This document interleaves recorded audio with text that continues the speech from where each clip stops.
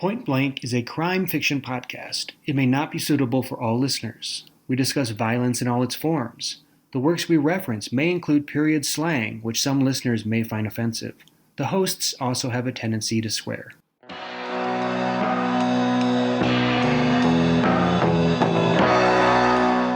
Episode 13, Queenpin by Megan Abbott.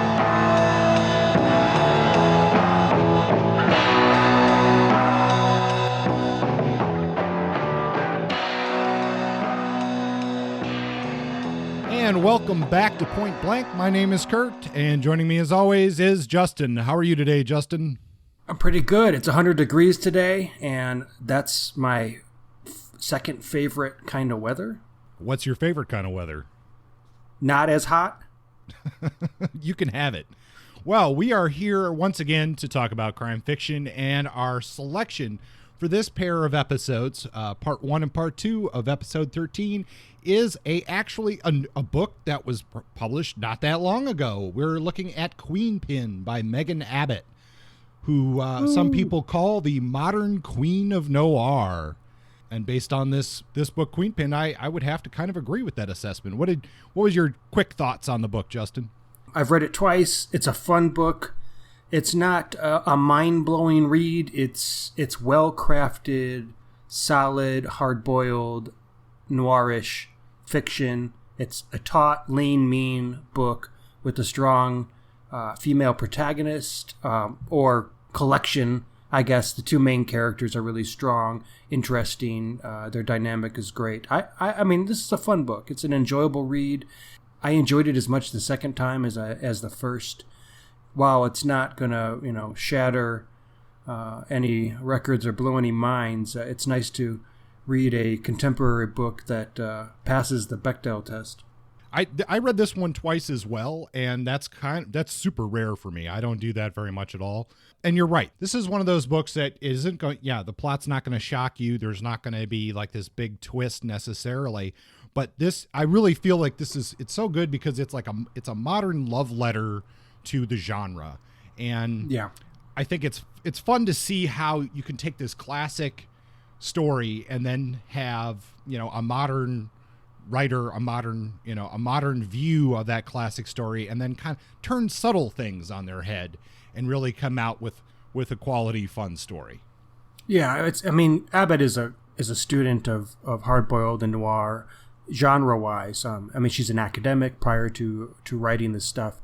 She knows what she's talking about. She's very well read, and I think she really knows the craft, and she's been able to pull out the key features of great hard-boiled fiction and apply it in her own way.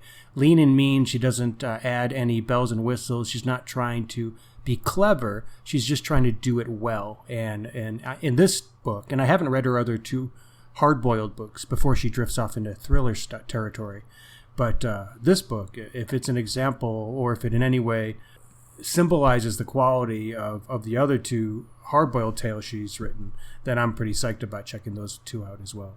Yeah, I would highly recommend this one to our listeners. If you are a fan of the old stuff and you're kind of skeptical of the new stuff, this is a good one to try out because you're going to find that old style in here, but with, like I said, that modern twist. And if you're more prone to the newer style, a more modern take, then you're also going to get something out of this as well, because you can see how this sort of cliched noir tale can be told with a different voice.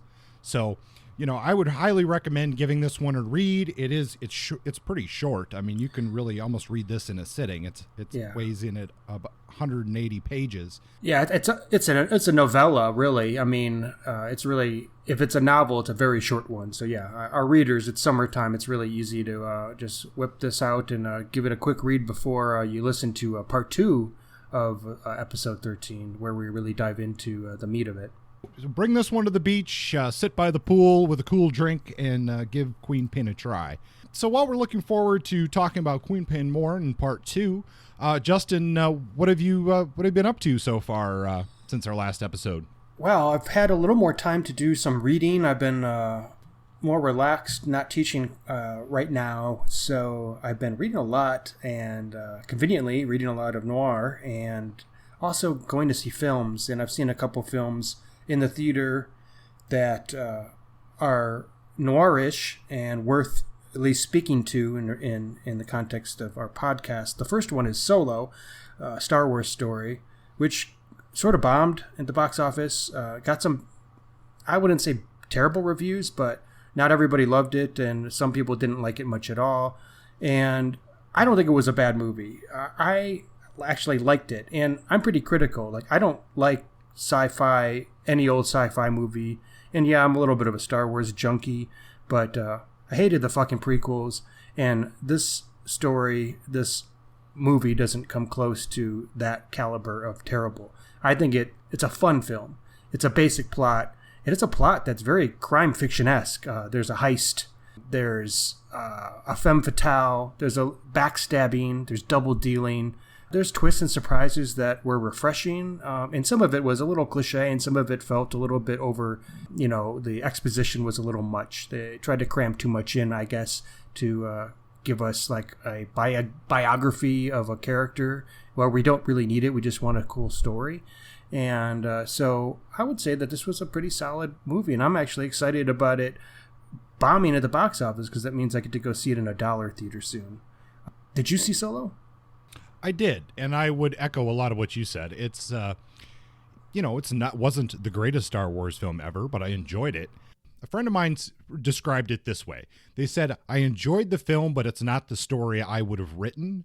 And I think that sort of gets at what I would say about it as well. It's not necessarily what I would have hoped for from this Star Wars Han Solo prequel, I guess we could call it, but it was fun. Yeah. The one thing, like you said, this is very much basically a crime fiction type tale, and that's something I think gets underutilized in the Star Wars universe thus far. I would love to see more movies about this whole syndicate war and how the crime families are basically fighting each other in the Star Wars universe.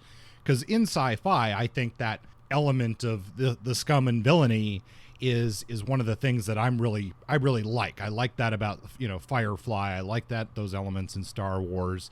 That's why like very clean versions of sci-fi like Star Trek The Next Generation are not interesting to me. And I guess we're actually going to kind of get into this a little bit in our subject unknown today, because we're going to talk about anti-heroes and why they're interesting. So, we can definitely see that in pop culture.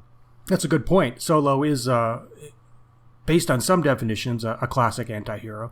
And I was actually reading an article about the Empire as a state, as in a nation state, and how in the Star Wars universe, this article was arguing that the Empire is a weak state, given how rampant criminal enterprises are, and how criminal enterprises are able to control large areas, including in this movie Solo, of the galaxy on the edges, and to actually control it and manipulate the local leaders of the Empire. And I thought that was interesting because, like you said, the hive of scum and villainy, the idea of like a movie about Jabba the Hutt and other rival gangsters and these bounty hunters that sort of operate as mercenaries willy-nilly throughout the universe, like those margins are really fun. That's the part that I also like. I don't really care about, two nation states battling. Like, give me a break. I mean, we get so much of that. I like the marginal stuff. That's all the cool things that are happening at the edges of the territories. So I'm with you that I'd love to see some more of that, some more of this crime stuff. But also, I think it's an interesting notion that there's a lot of crime stuff because of the inherent structure of the political world in Star Wars, how fragile it all is. It's cool stuff, and it emulates a lot of the shit we can talk about if we were to talk about current events, but we don't really do that on this podcast. No, nor are we a Star Wars podcast, so we should probably move on. How about you? Anything cool in your world? I will keep it short because not anything that's super crime fiction related. I would say that if you like political intrigue, which I guess can be crime fiction, I finished season 2 of the show Occupied, which is a Norwegian show where Russia does this sort of soft invasion of Norway for their oil resources. And I really enjoy that. I mean, you have to kind of appreciate some EU power dynamic type narrative and stuff like that. But if that does get you excited, then I thought Occupied was very good. I really enjoyed it. And then the other thing I saw recently, I just saw last night, and this is about as opposite of crime fiction as you could possibly get, but I watched Won't You Be My Neighbor, the documentary of Mr. Rogers. And I will just leave it at that. If you were interested in Mr. Rogers, I would recommend seeing the documentary. I would be surprised to find out that he was a criminal overlord. It would be interesting if he was, though. No, and I will just dispel this myth. Mr. Rogers was never a Navy SEAL, nor was he covered in tattoos. So sorry to disappoint those people. Yeah, that would probably all of us. We all lay awake in bed at nights thinking about these critical questions. Well, yes, I certainly do. I'm good. Are we ready to move on to 5-round burst? Yes, let's move on to our reviews in 5-round burst. 5-round burst is when we do usually 5 reviews in about 5 minutes. There's a lot of flexibility in our 5-round burst segment. And we each have some reviews for you this episode. Justin, would you like to go first today? Sure. I have a couple for y'all today.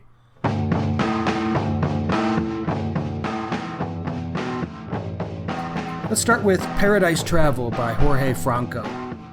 Now, I'll admit, neither of my reviews are of books that are straight up crime fiction, but they have qualities that I figure, sort of fall within the general definition. So I'll let you make that decision.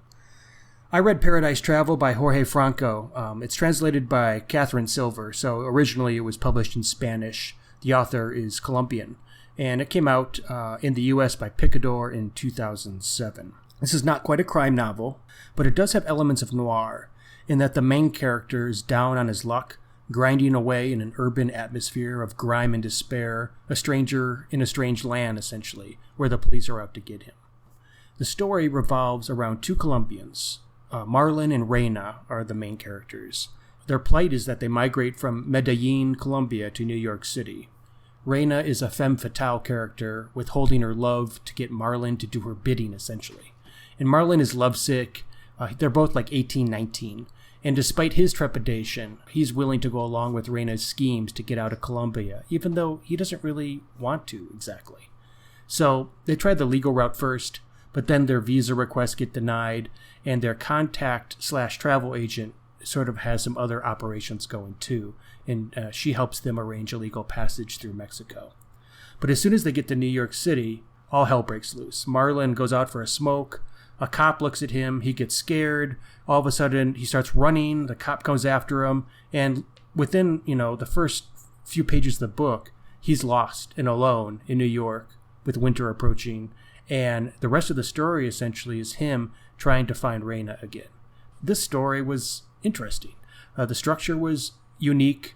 The characters were unique in that there were 2 of them, but we really only spent time with Marlon. But Reina is essentially a secondary major character because he spent so much time talking about her. And we get a really good sense of who she is, for better or for worse. In short, this isn't quite a crime story, but there's enough noir atmosphere. I mean, the stuff with Marlon alone in the big city in winter, it was scary. It felt very alienating and very frightening. And I think it's a great story of urban alienation. Not everybody loved this story, I think maybe because of its unusual structure, but I think it's a fun take on the migrant experience, and especially pertinent today given a lot of the myths behind the immigration crisis in the United States. I think this was a good read to capture a unique and personal take on the experience of what we would call migrants or refugees. So this one's a hit for me. I do have a second one I'll dive right into, and this takes us across the pond. This is a nonfiction story called Among the Thugs by Bill Buford. And if you haven't read this, you should, especially if you're interested in soccer or football. And this is a World Cup year, so it's definitely in the back of my mind. I read it not because of the World Cup, just because I like the cover. This is a story, a nonfiction, I guess essentially a sociological, journalistic tale about English soccer fans in the 1980s. I picked it up because the cover is black and white and has a picture of a young skinhead with a cigarette dangling from his lips. And it's hard to tell what's going on behind his eyes. If anything, he looks immune to pain and just disconnected. And it's really an evocative image, and it sort of sums up a lot of the qualities of this book. The book tells the story of the lost souls of the Empire in Twilight, essentially. The working class have-nots of Thatcher's England, and their sense of alienation and enemy, and their salvation is essentially in the game of soccer. But it's not actually the game itself they care about. In this story, where Bill Buford pretty much earns the trust of a variety of soccer fans and infiltrates their groups and becomes one of them in order to really get a sense of who they are.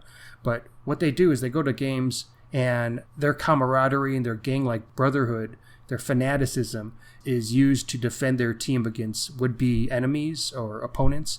And essentially they just get really, really drunk and beat each other up. Not only do they beat each other up at home, but they travel abroad. They travel to Italy, and they travel to Germany, and they travel to Malta, and they go with the intent of getting into incredible physical engagements with so-called enemies. Now, this is a violent story. There are some pretty horrific incidents that are discussed, including the ease with which these large groups of often very drunk men are willing to engage in incredible and oftentimes very xenophobic violence against opponents, or bystanders even, at home and abroad.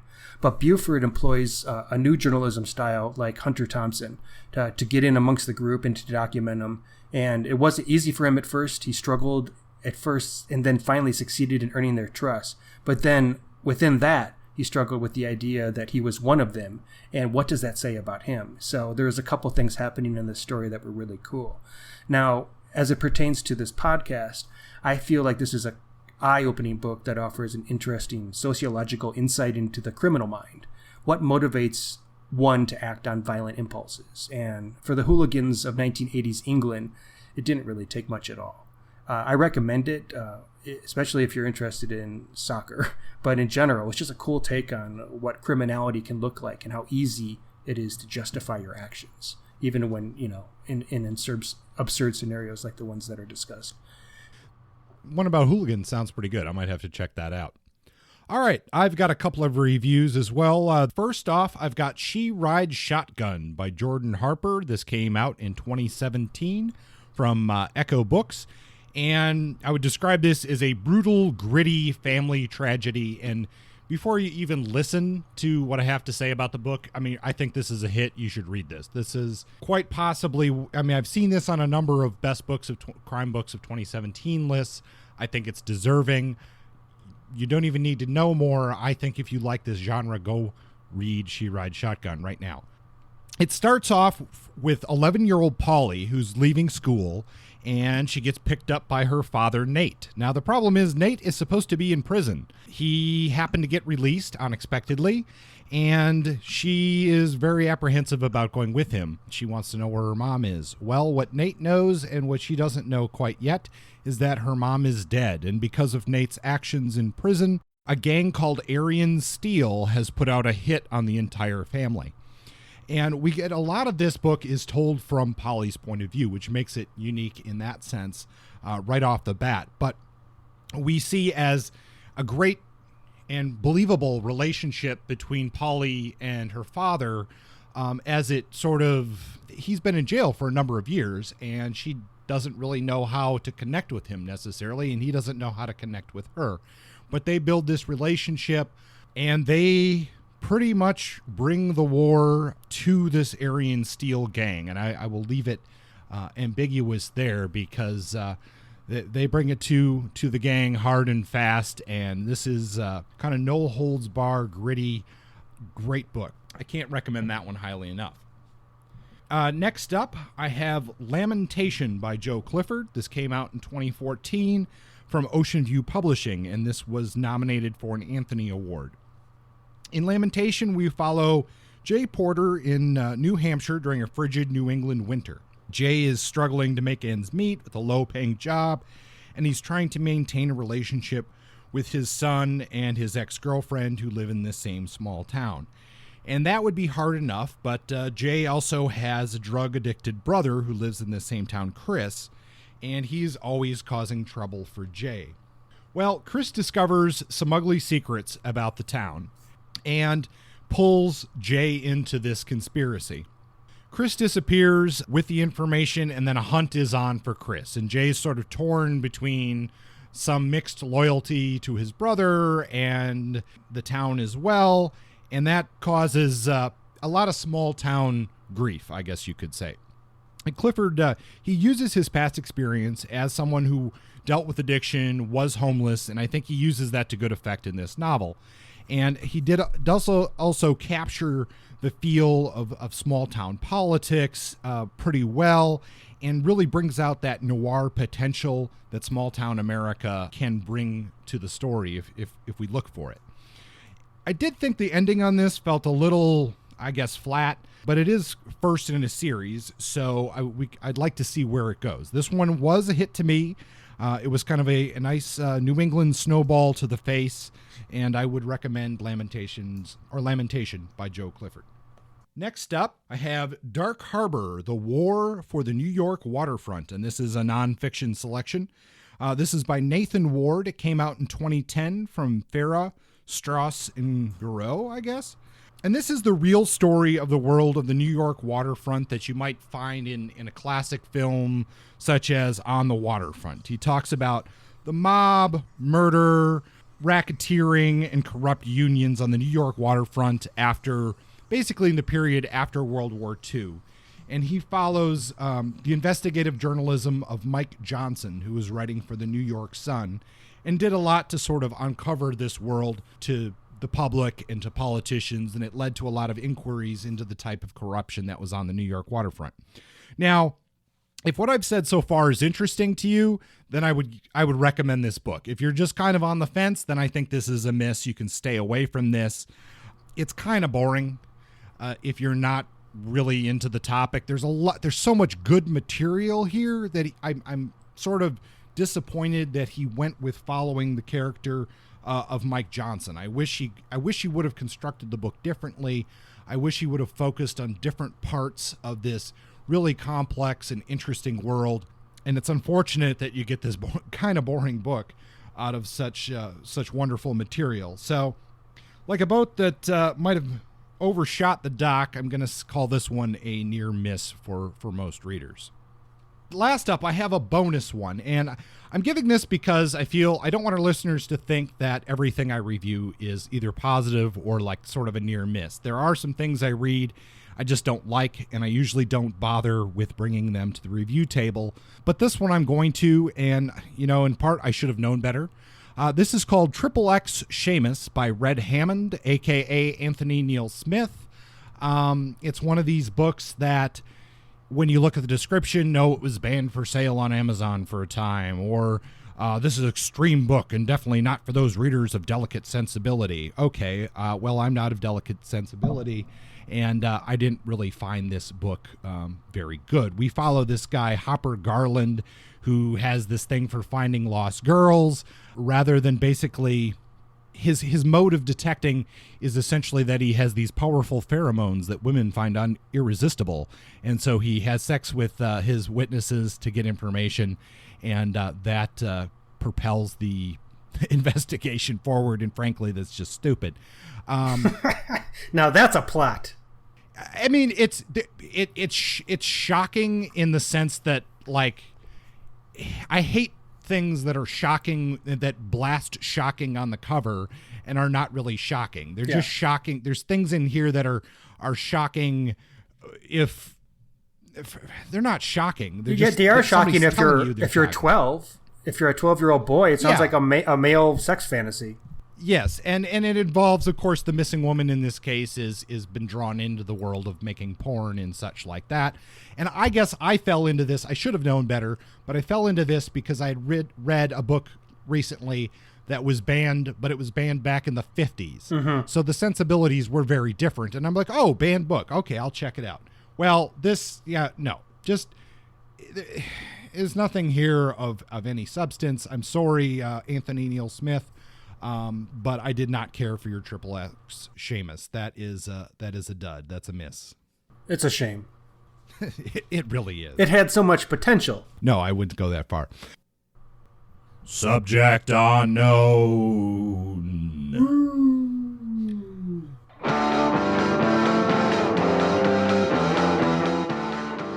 All right, welcome to Subject Unknown, and this is where we pick sort of a random-ish topic in the world of crime fiction. And today we have a listener-suggested topic. This is from listener Tom, who suggested that we take a look at the anti-hero in fiction. And this is a really good question. It's so key to the type of fiction that we're talking about on this show. What are your thoughts on the anti-hero, Justin? Okay, we're going to dive right in. Well, I mean, the anti-hero is, while once it was a rarity and an unusual character, sort of a new way of exploring fictional worlds through a character that doesn't behave like a traditional hero. At this point in time, it's almost redundant to say, but the anti-hero is ubiquitous. Almost every series of merit on television or in the literary world has some kind of anti-hero. And it's almost, I mean, we're not going to say it's become cliche, but it's to the point where it's everywhere you look, and it's no longer unusual, let's put it that way. I've found that in my personal experience growing up, I've been attracted to anti-heroes, but I didn't know that. I never thought of it that way. I wasn't really trying to articulate or understand it intellectually. But the anti-hero, there's a long history of the anti-hero especially in its development primarily in the 20th century, and a lot of that development sort of mirrors or reflects back society where we are at times in terms of the development of, say, the United States or industrial nations, and it goes along with a lot of our sense of morality or disillusionment and a lot of other things that I'd like to discuss. But I want to start off with a quote by David Simon, who was the writer for The Wire, The Sopranos, other major works. This is what he had to say about the anti-hero. "We are bored with good and evil. We renounce the theme. With the exception of saints and sociopaths, few in this world are anything but a confused and corrupted combination of personal motivations, most of them selfish, some of them hilarious. Character is the essence of all good drama, and plotting is just as fundamental. But ultimately, the storytelling that speaks to our current condition, that grapples with the basic realities and contradictions of our immediate world, these are stories that, in the end, have a small chance of presenting a social and even a political argument. And, to be perfectly honest, we are not only trying to tell a good story or two, we are trying, in our own way, to pick a fight." So that's his sort of take on why the anti-hero has value. And his is because of its ability to provoke, and because it mirrors real human experience. And there's some other reasons, but I want to stop there and let you riff a little bit on your thoughts on the anti-hero before we come back to some of my lengthy notes. I have a few things to perhaps disagree with you on that, but let me get to my quote here first, and this is from an article in Psychology Today, and it says that anti-heroes liberate us. They reject societal constraints and expectations imposed upon us. Anti-heroes give our grievances voice. They make us feel like something is being done, even if it's legally wrong. Anti-heroes do things that we're afraid to do, and without apology. And I like that, and I agree with your general definition. The thing that I've seen in a lot of this literature, and you're kind of, you're speaking to that as well, is that this is somehow on the rise. And I kind of agree with that. I mean, it's certainly on the rise in television. I don't know that that's necessarily on the rise in fiction. I mean, we can go back and we can find anti-heroes back in the Greek dramas. We can find anti-heroes in Shakespeare's writing. We can find it in Paradise Lost, Don Quixote, Huck Finn. That is, I think the anti-hero has this like core, it's a core part of storytelling, but it's often the type of character that the broader society or the people who write the history don't want us to remember, Well, yeah, I can see that. And I don't think that anti-hero is on the rise. I think it's everywhere, and there's a difference. I don't think it's a new thing that, I guess, I see what you're saying in that I recognize that the anti-hero has a long legacy, but in terms of a commercial commodity, it's now everywhere. A lot of people are profiting off the anti-hero, and people are finding value in the anti-hero to the extent that, I guess, if you think about something like Robin Hood, who is a classic anti-hero, because they're a thief, they're a criminal. They would have been deported if they could be, and yet people, yearned and for that kind of character and put him on a pedestal. So yeah, I understand what you're saying. At the same time, the amount of heroism in fiction, and especially like we both said, in film and television shows, it's essentially replaced the traditional hero. There aren't very many traditional heroes anymore. None that, the traditional does the do-gooder that upholds the values of the nation state or the religious paradigm of the time. Like, that just, things have eroded because of a variety of reasons. But for one, like, we don't really have a grand narrative anymore, or the popular culture doesn't. Hollywood has challenged the grand narrative, the notion that there is any type of overarching structure guiding us as a nation. All that, it's not as prevalent as it used to be. So that's allowed for an influx of these sort of amoral or semi-moral characters that are, at their best, far more complex and more realistic and more engaging than the traditional man, cowboy in a white hat coming to save the day through God's will. Let's go back, rather than getting into technicalities of the anti-hero, let's go back to just look at that. Why is that attractive? Why are we viewing these heroes so much in our media? And let's not just look at our media, but let's look at our history. Yeah. And, historically, when I think of anti-heroes in just a general, like you said, Robin Hood, you've got pirates, you've got some of the outlaws, the bank robbers, the gangsters. There's an attraction there. Even though a lot of those people did horrible things, people still are interested. They still root for those people in many of the stories. And so where are we, is this just like some sort of fundamental human need to rebel or something along those lines? Well, I don't know, but I think that you nailed it on the head, at least in terms of rebellion or an anti-authority quality that most anti-heroes have. I think that's a big piece of it, to be against however you're going to call it, the system, the government, whoever taxes you, and whoever dictates to you. There's always some kind of overarching system that feels like a constraint against freedom. And so it's nice to have characters, especially when there's any sense of corruption or any sense of feeling like people are getting the short end of the stick. These characters arrive, and if they weren't real, they need to be invented. These types of people you can have hope in, the people who will come in and save the day. I mean, in a sense, there's a lot of heroic qualities to these anti-heroes, especially somebody like Robin Hood. I mean, anti-heroes can be and are heroic often, but they don't behave like the typical hero. And just when you suspect that they're going to turn and become that hero in its entirety, they'll do something, they'll commit some kind of flaw to get you to rethink that. So no, I think authority has a lot to do with it. I think there's other reasons too. I think one of them is that they're relatable. They're populist. They're speaking to the popular needs of the time, and those times, those needs shift depending on the circumstances of the historical circumstances. You mentioned history.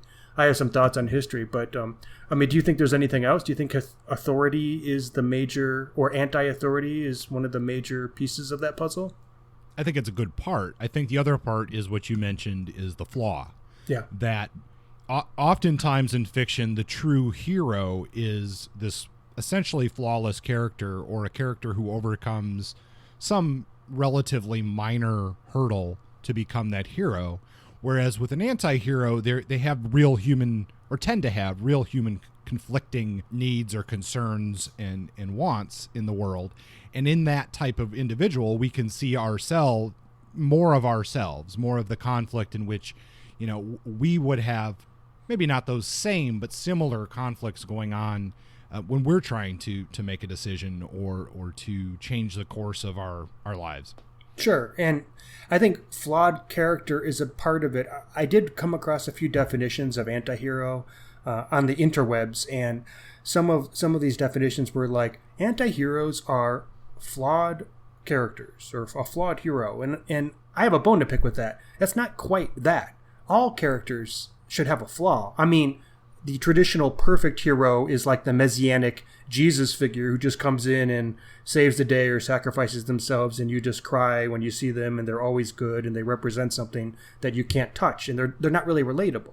Like Superman, but without the kryptonite, issue. But I don't think antiheroes are just flawed characters like having an Achilles heel or having a cigarette habit. There's something deeper. Antiheroes are not role models traditionally, not always or not often, especially nowadays. I feel like there's a spectrum for what an anti-hero can be, and the lightest anti-heroes are essentially heroes with a flaw, and whereas the most extreme anti-hero is somebody like, I don't know, Walter White or Tony Soprano, people who are sort of assholes, who you can't really, they have qualities, they have moralistic tendencies, but eventually those keep eroding, and you can't really relate to them. You shouldn't treat them as a role model.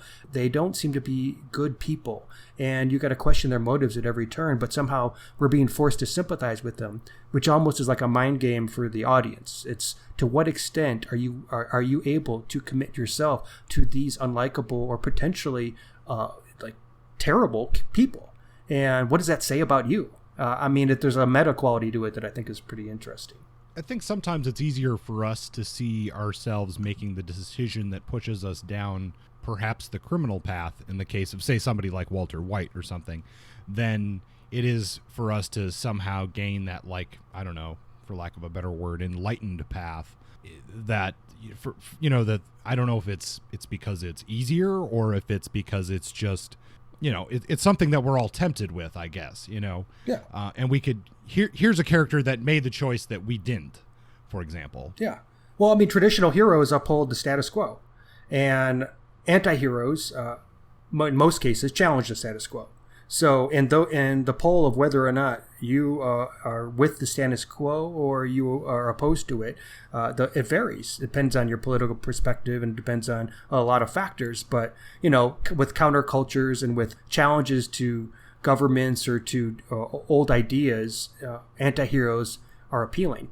They're saying, hey, let's question the system.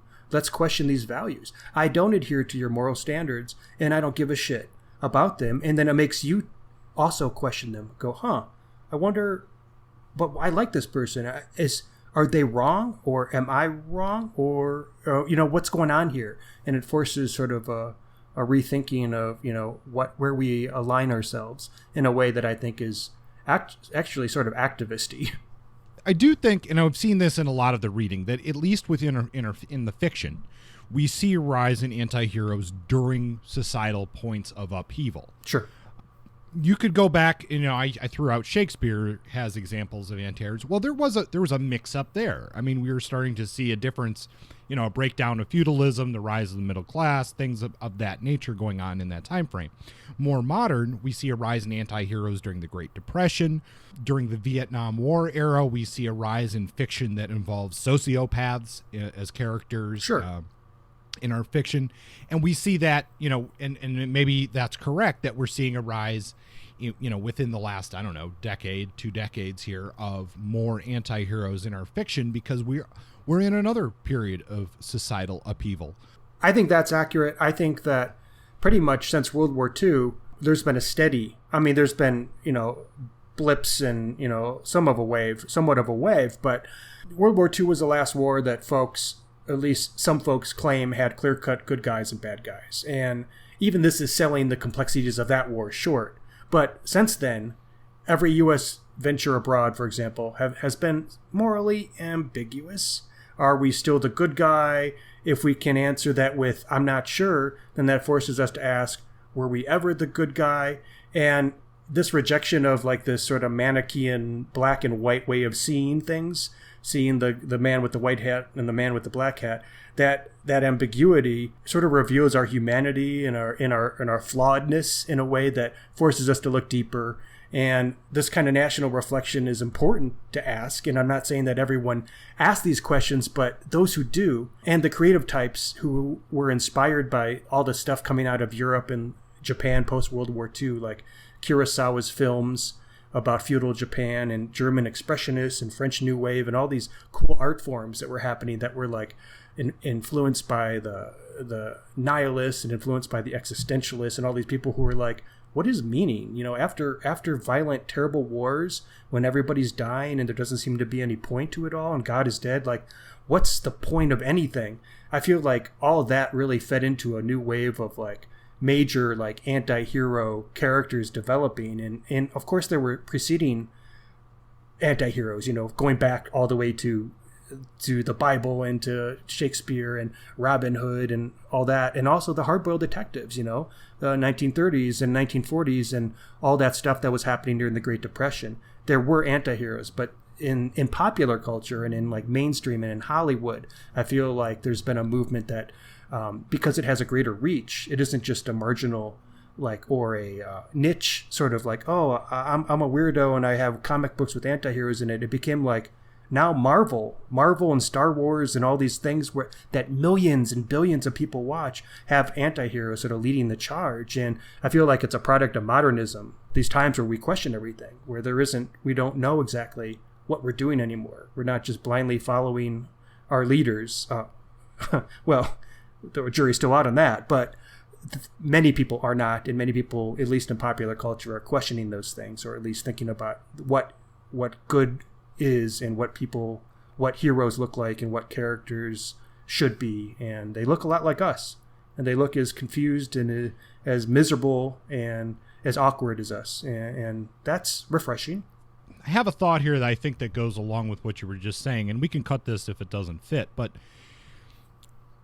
we talk about this rise of the anti-hero in our media, our fiction now, and I guess I'm feeling that story has always been there, and perhaps it's because the media, the access through whether it's paperback fiction and crime fiction that we see post-war, or if it's separating the studio system into many different ways of getting a movie made, or removal of the comics code, or all these things that allow different stories to be told, and therefore that there's an audience there.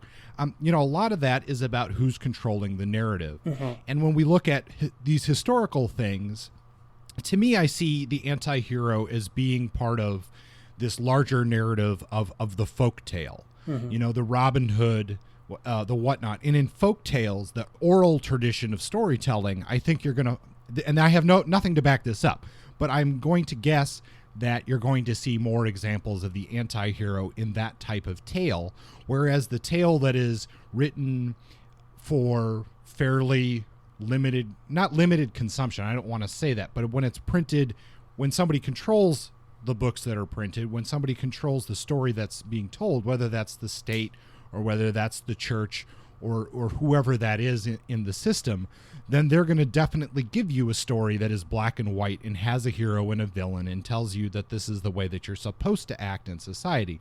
They have no interest in telling the story of the anti-hero. But in our folk tales, in our oral tradition, in our popular fiction, we have a lot more interest in that, because those are the people who maybe don't reflect us, but tell a story that's more relevant to us. I mean, I agree with that, and I think that ties in to what I was saying, and I have something to add to that, like tied to the history, at least, and I'm focusing on the 20th century here. It's just where my head's going with this. After World War II, I mean, it's not just after World War II, it's, let's say, American history, and talking about the liberation of black slaves, women's liberation, the liberation of colonial territories as the English Empire collapsed and French colonialism collapsed, and everything that happened after World War II. All of this challenged Western European supremacy and opened the door for new voices to tell stories of the past and raise questions about history, raise questions about this traditional hero story, which is written by the victors and told a story from this point of view of the colonizer in most cases. So now that the door has been open for all these folks to tell these stories, we're accommodating these alternatives, but they're not any less authentic stories of the past, but they tell the story in a way that raises so many questions about who the hero is and who the anti-hero is. And villains once were villains, they're almost disappearing. What's a villain these days? And like, there is no clear-cut villain any more than there is a clear-cut hero. They're all sort of, everything's a gray area. And of course, it starts to make traditional heroes, in some cases, look like assholes, which again, we just keep going in circles back to the question of who's right and who's wrong. And the answer is, it really depends on your point of view, fellas. There's no guarantee that any of it is accurate, or at least, true with capital T. So it just points to how complicated everything is in real life. And it's just so nice to accept that things are complicated instead of relying on some traditional, like, super person to come and fill our void in the afternoon. I like the transparency of antiheroes. They're not hiding. They're fucked up a lot of times. And we can accept it or not. We don't have to hide behind some religious code or some grand narrative or some social norms. And that I think that's refreshing. The weird thing is, though, that in some cases, not antiheroes can have their own moral code. Like, you get a PI who follows their own rules, or a Robin Hood who lives by their own code. That, I like those antiheroes, and I've always been drawn to those because they operate on a principle, like Gandhi, and they're like, I don't believe in laws if they are unjust. But there are some antiheroes that just operate on no code and are just assholes who don't like people. They're like alienated incels or whatnot. And it's scary now because without any kind of moral footing, sometimes people end up rooting for anti-heroes that offer nothing but straight up nihilism. And it confuses things in a way that I go, well, I like how things break down, but should we be rooting for people who consistently do terrible things without any upside? And, at what point do they become not just anti-heroes, but straight up villains again? And so I guess it's interesting. I don't have an answer to that. I'm just raising that as a question. It's liberating, but there's also a downside, maybe. I guess I would throw Lou Ford into that camp. Oh yeah. He's a compelling compelling character, yeah. But he's still a complete asshole. Yeah. He's charming because we're in his head. We're like, oh, he's smart. He's interesting. But yeah, total piece of shit, pretty much across the board. You're right, and we, our first podcast was like on how great a book that was. So yeah. But there we go. I think the big takeaway here is anti-hero is a gray area because I see Lou Ford as an example of an anti-hero in many things, and to me, I'm not necessarily sure that he fits into my definition of an anti-hero. To me, he's a bit more of a villain, and the book just happens to be from the villain's point of view, and that's compelling. That doesn't necessarily make him an anti-hero. That's true, but I've seen him on multiple lists of anti-heroes, so other people would disagree. So again, I think these are fertile waters. Because there's a lot of material to discuss. And what is an anti-hero? What does it mean? Who qualifies? How do we define it, and how do we articulate it? And I think it's not 100%, sort of like saying, what is noir? It's not easy to answer, and that makes it fun to discuss. Well, there we go, listeners. You can join us for our new podcast series, Antihero, and where all we do is discuss antiheroes. Antihero, what the fuck is it? Well, we should probably wrap this up. I'm excited about talking in detail about this book in part 2. This is a good one. It's fun, it's light, but Megan Abbott is still alive, and we're dealing with contemporary works for the first time, so it'll be nice to go about that. I'm looking forward to Queenpin in discussing that as well. I think, listeners, you should check it out. It is available both as a pretty cheap paperback and as a Kindle edition. If you're interested in Megan Abbott, she also does have a new book coming out here probably by the time this episode launches, and that's called Give Me Your Hand. So an active author to discuss. So that alone is exciting, Justin. I'm looking forward to that. And one more thing, Kurt, we still have a contest running. That is correct, listeners. And we have had, so far, as of this recording, we have had one official entry into our contest. And it's still early. So we're recording this not that long after announcing the contest. So what you need to do is you need to go on social media. You need to share the show on Facebook, Instagram, Twitter, what have you. You get 1 entry per service. You can get multiple entries on Facebook if you post to different groups. You need to provide the name of the show. You need to provide a link to the show. That can all be found on our Facebook page. Once you've done that, take a screenshot, send it to pointblanknoir@gmail.com, and that will give you an entry into our contest. And what are we giving away in this wonderful contest, Justin? What are they playing for? Playing for a $25 gift certificate to Powell Books, online or in person if you want to, fly to Portland. But it's a great bookstore. I haven't been there, but I've heard rumors. And there you go. It's $25 of free reading material, pens, or a fuckload of Starburst, depending on what floats your boat. And that's yours if you submit and advertise pretty much on our behalf. Help us increase our readership. Help us increase our listenership. Read and listen. That's what we're going for here. And I do want to say, I know we have a number of listeners from outside of the United States. And if there is a bookstore, we prefer to support an independent bookstore. But if you were to win the contest and you have a bookstore that does some sort of digital gift certificate, I think we could certainly make that work for you as well. So, whatever the equivalent of $25 is. But we really want to get the word out on the show. We're growing. We're always growing. We've been seeing a nice steady increase in numbers, but we'd like to get it a little bit bigger than where we're at right now. So we are asking for your help, and we do really appreciate that. Yes.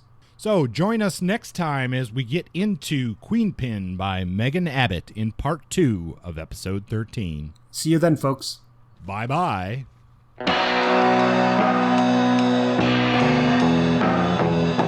Point Blank is under a Creative Commons license. Music is by Justin. Copywritten works are property of their respective holders.